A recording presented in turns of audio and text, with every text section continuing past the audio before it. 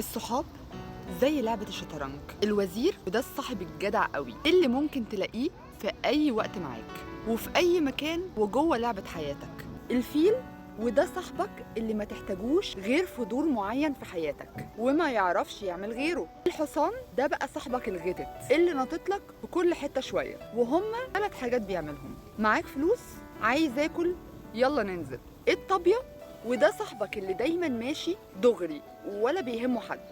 واخيرا العساكر، ودول بقى الناس اللي بتلاقيهم صدفة في حياتك وبيختفوا فجأة، وكل دورها انها اتوجدت في اللعبة عشان تموت.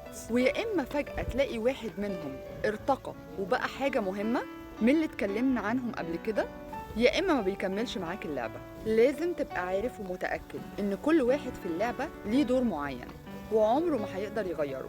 يعني لو طلبت حاجة من حد وكسفك ما تزعلش أبدا، ازعل من نفسك عشان انت حطيت حد يلعب دور مش دوره. ينفع تحط عسكري مكان وزير وفيل مكان طابية؟ رتبهم صح والعب. مفيش حاجة اسمها خسارة، يا تكسب يا تتعلم.